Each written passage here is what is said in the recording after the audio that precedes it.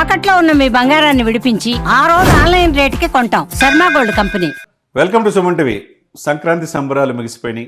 ఎక్కడ వాళ్ళు పుట్టింటికి వెళ్ళిన వాళ్ళందరూ కూడా మళ్ళీ వాళ్ళ ఉద్యోగాల రీత్యా రాజధానికి వచ్చేస్తున్నారు. ఓకే, అన్నీ బాగానే ఉన్నాయి.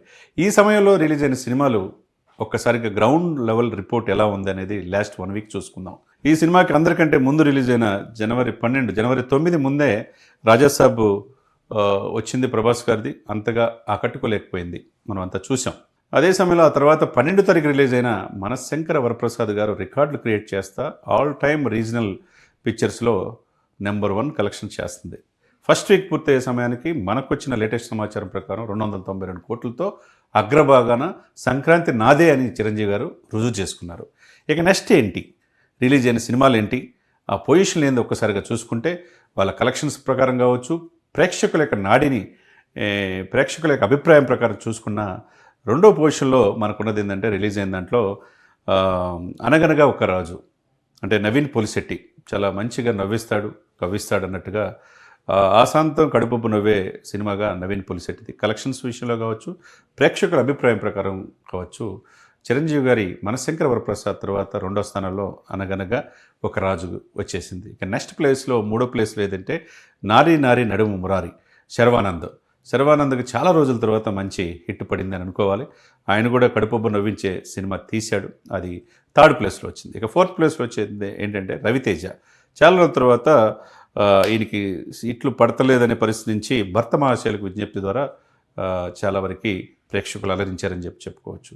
ఇప్పుడు ఫిఫ్త్ అంటే ఇక ఫస్ట్ ప్లేస్ చూసుకుంటే మనశంకర వరప్రసాద్, సెకండ్ ప్లేస్ చూసుకుంటే అనగనగా ఒక రోజు నవీన్ పోలిశెట్టి, మూడో ప్లేస్ శర్వానంద్, నారీ నడుమురారి, ఫోర్త్ ప్లేస్ వచ్చేసరికి భర్త మహాశయులకు విజ్ఞప్తి.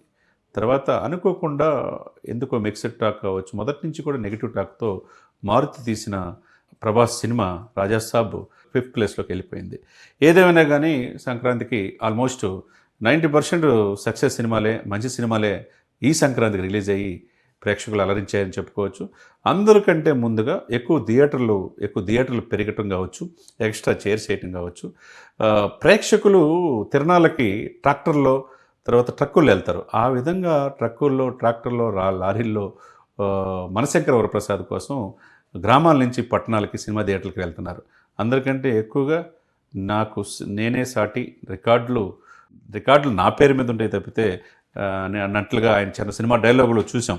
కాబట్టి రాజకీయాల సినిమాలు వచ్చిన తర్వాత చాలా రోజుల తర్వాత ఆయనలో నవరసాలు పండించగలిగారు. సకుటుంబ సపరివార సమేతంగా చూసే సినిమా మనశంకర వరప్రసాద్ గారు, చిరంజీవి గారు తీశారు. కాబట్టి నాకు పోటీ లేదన్నట్టుగా నెంబర్ 1 స్థానంలో మనశంకర వరప్రసాద్. ఆ తర్వాత ఈ సినిమాలు వరుస క్రమంలో చూసుకుంటే చాలా వరకు ఈ సంక్రాంతికి అన్ని సినిమాలు కూడా తెలుగు ప్రేక్షకులే కావచ్చు, ప్రపంచవ్యాప్తంగా తెలుగు వాళ్ళని అలరించారని చెప్పుకోవచ్చు. ఇటువంటి కుటుంబ కథా చిత్రాలు, ఎందుకంటే కుటుంబ విలువలు, భార్యాభర్తలు, ఆలుమగలు, దాంపత్యం, తర్వాత సంస్కృతి సంప్రదాయాలు తీసుకొచ్చే సినిమాలు ఎప్పుడు కూడా ప్రేక్షకులు అలరిస్తారు అనడానికి ఈ సంక్రాంతి నిదర్శనంగా మనం చెప్పుకోవచ్చు.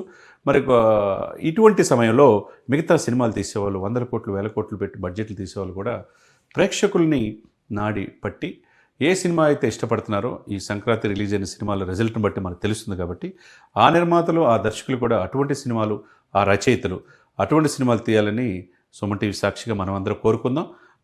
నెక్స్ట్ ఈ యొక్క హీరోలు సక్సెస్ మళ్ళీ నెక్స్ట్ ఏ సినిమా చేయబోతున్నారు వాళ్ళందరూ కూడా రాబోయే కాలంలో మరిన్ని మంచి సినిమాలు తీయాలని మనస్ఫూర్తిగా కోరుకుందాం.